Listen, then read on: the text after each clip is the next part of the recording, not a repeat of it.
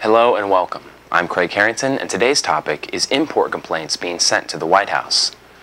Officials with the United Steelworkers Union have filed grievances with the Obama administration, urging the president to enact tariff barriers against future imports of Chinese-made tires. The union is merely asking that the administration cap imports at their 2005 level of 21 million annual units, less than half of the 2008 total of 46 million units valued at $1.7 billion. Leo Gerard, president of the United Steelworkers Union, believes that the upsurge in Chinese imports is directly responsible for the slowdown at American factories, particularly large industrial icons like Goodyear Tire and Rubber Company of Akron, Ohio.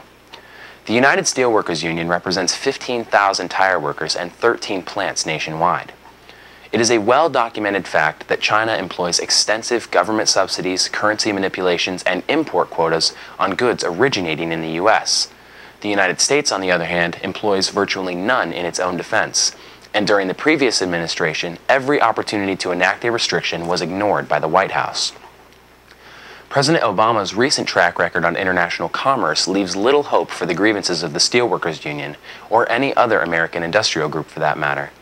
The president has already backed off of his pro-renegotiation stance on NAFTA, and at the G20 summit on April 2nd, he joined in the declaration that protectionism must be avoided at all cost.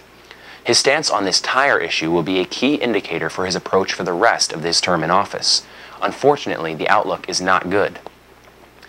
The fact is that the United States consumer market for almost all goods is shrinking due to the prolonged economic downturn. But at the same time, the market share for Chinese products is increasing.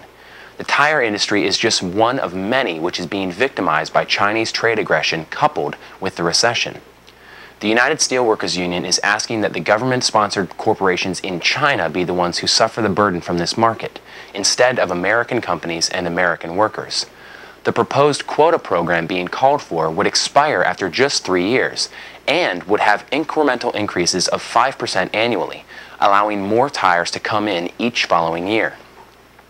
In hindsight, the union is not really asking for much.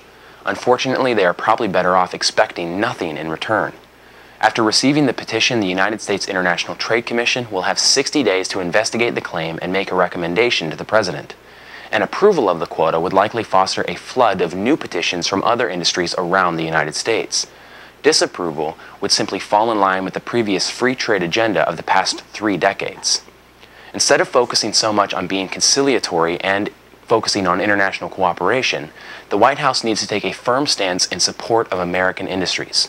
We talk about helping and encouraging the global development, but if that development comes at the loss of America's hard-earned prosperity, then it's really not better off. On behalf of concerned citizens, I'm Craig Harrington. For more on this and other related topics, please log on to economyincrisis.org. What is to become of us? Why are we oblivious, spiraling down and out of control? Better start yelling out, America is selling out factories, industries, heart and soul.